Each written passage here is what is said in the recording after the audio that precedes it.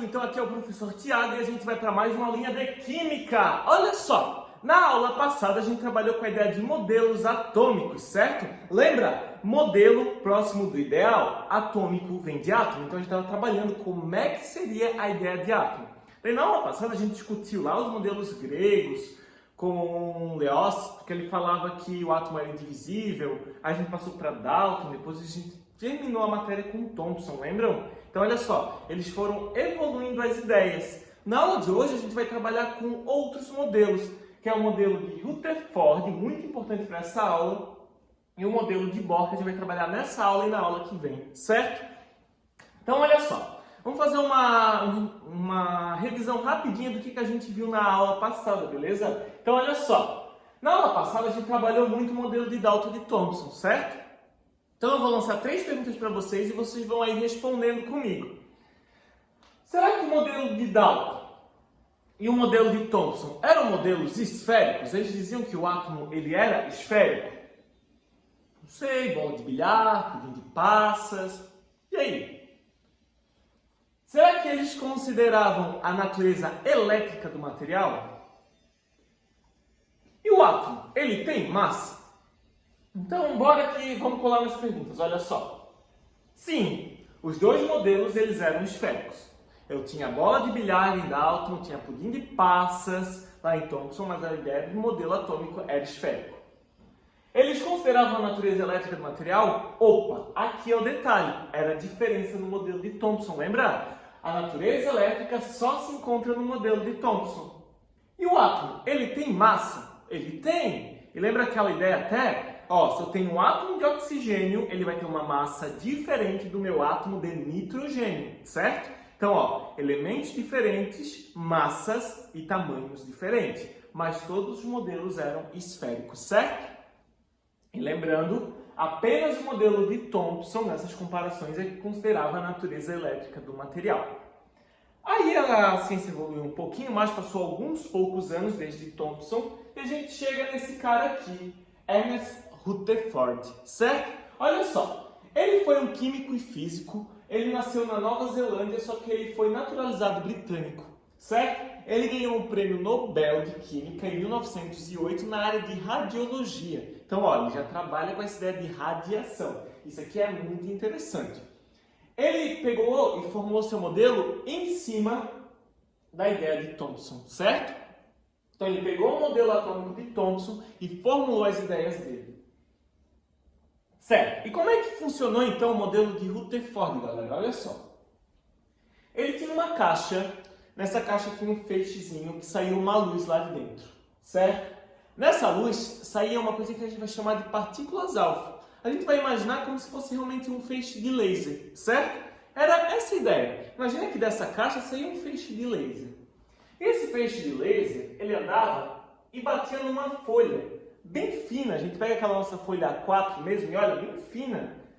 Então era uma folha daquela, só que de ouro, certo? Era uma folhinha mesmo, uma lâmina de ouro, certo? E ela era muito fina. Então o laser saía e passava naquela lâmina de ouro.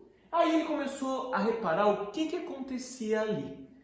A ideia é que o feixe, ou ele não passaria por completo, ou se ele passasse, ele fosse em linha reta. Já lembrando lá na aula de física, né? Movimento retilíneo uniforme, a luz, então, sempre em linha reta, né? Só que não foi isso que ele reparou.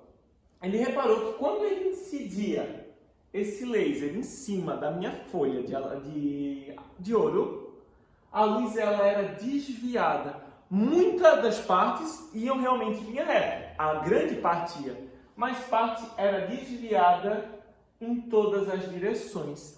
Então assim, ó, ele começou a tentar analisar o que estava acontecendo ali. E quais foram as conclusões então que Rutherford chegou? Olha só, quando ele incidia a luz realmente ela passava, boa parte dela passava. Então ele começou a imaginar o quê? O átomo, de fato, ele é esférico, mas ele tem um vazio muito grande em torno dele.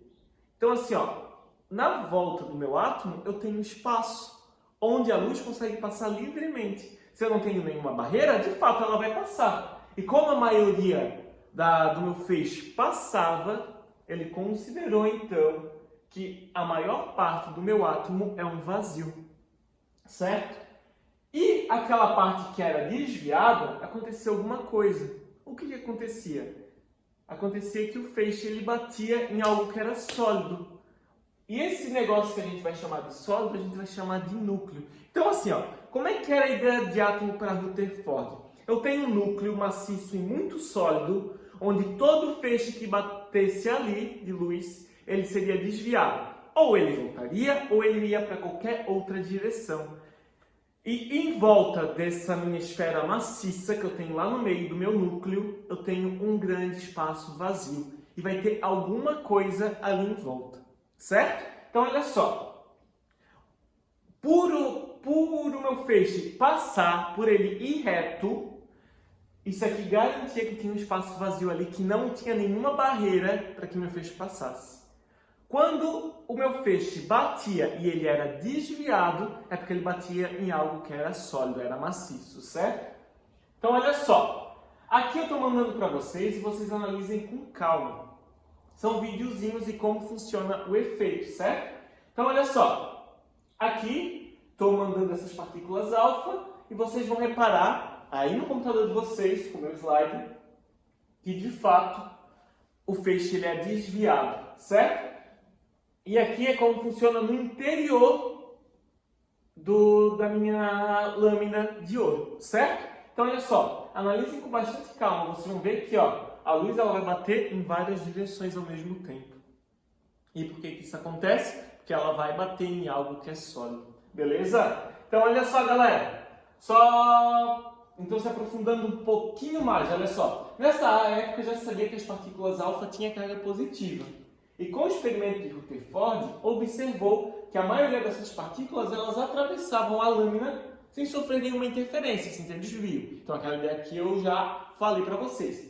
Porém, uma pequena parte era desviada. Já que a partícula ela tem carga positiva, e quando ela batia no meu núcleo, como acontece nessa simulação aqui, ela é desviada, a gente considera então que o núcleo ele tem carga positiva também. Porque se a partícula é desviada e tem carga positiva, para ela sofrer esse desvio é porque ela teve uma repulsão. E lembra que assim, os opostos se atraem, então positivo com negativo se atrairiam.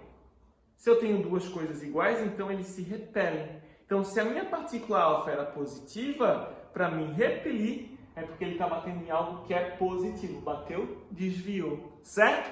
Então galera, a ideia de Rutherford era que de fato, o núcleo ele era positivo, ele era maciço e que no seu entorno era a nossa eletrosfera. Ela era vazio, era onde se encontram os elétrons girando, aquela carga negativa, só que ele tem um grande espaço, certo? Então assim, nossas conclusões com o experimento de Rutherford. E isso aqui que é importante que vocês saibam, tá? O átomo ele é um grande vazio, pois um grande número de partículas atravessa a lâmina sem sofrer desvio. Expliquei para vocês até agora isso, certo?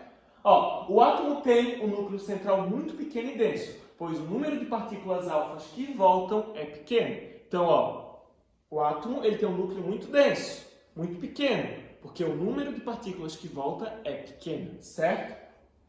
E o núcleo ele tem carga positiva, pois as partículas alfa desviam com o processo de repulsão. Então, o núcleo é positivo porque a partícula alfa era positiva e ela sofreu uma repulsão, certo? Então, assim, por ela sofrer uma repulsão, a gente conclui que o núcleo ele é positivo, certo? E sim, a Nazaré está aqui ainda se questionando. É tanta coisa para estudar? É muita coisa, beleza? Mas bora lá, galera. Então, olha só. Então, no átomo de Rutherford, no centro, um núcleo maciço com carga positiva, a gente vai chamar de prótons, beleza? Então, prótons, carga positiva. Também já passei na aula passada e falei, tatua, mas não esquece. E a região vazia a gente chama de eletrosfera, e é onde vai se encontrar os elétrons, certo? E também foi com ele que a gente descobriu a ideia de nêutron, que eu também já falei na aula passada, beleza? Porque assim, as cargas positivas, elas estão lá no centro, estão estáveis e paradinhas. Então assim, para elas estarem estáveis é porque tem alguma coisa equilibrando. O que está equilibrando? Os meus nêutrons, certo? Então galera, olha só. O desenho ideal do meu de Rutherford era desse átomo aqui, ó. Estou com o núcleo lá, eu tenho em volta uma eletrosfera e os elétrons estão ali girando. E os elétrons estão girando na mesma distância. Então, assim, ó, se eu tenho um elétron aqui, ó, que ele está, por exemplo, vamos simular, a 10 centímetros, o outro elétron que está aqui também vai estar a 10 centímetros, ele vai estar sempre na mesma distância. A ideia de Bohr, que a gente vai ver, mas vai se aprofundar na aula que vem, é que ele trabalhava com a ideia de camadas, ou seja, mesmo tendo um núcleo maciço com carga positiva e os elétrons estão em volta, eles estão em distâncias diferentes. Então, assim, ó, para vocês terem uma ideia, claro que não vai ser esse tamanho, porque a gente está trabalhando no microscópio, mas se eu tenho um núcleo aqui e um elétron está a 5 centímetros, eu vou ter elétrons em outra camada que vão estar a 10. Eu posso ter elétrons em outra camada que vão estar a 18, beleza? E tem essa diferença, os elétrons vão estar em camadas diferentes. E quanto mais próximo do meu núcleo, maior é a atração, porque o elétron tem carga negativa, o próton tem carga positiva, mas com menos cargas diferentes, os opostos se atraem, então eles se atraem. Quanto mais próximo do núcleo, maior é essa atração. Beleza, galera? Então, olha só, foi muita coisa para estudar, muita coisa para vocês pensarem. Então, assim, ó, leia a apostila, faça os exercícios que na aula que vem tem mais. Fechou? Beijão!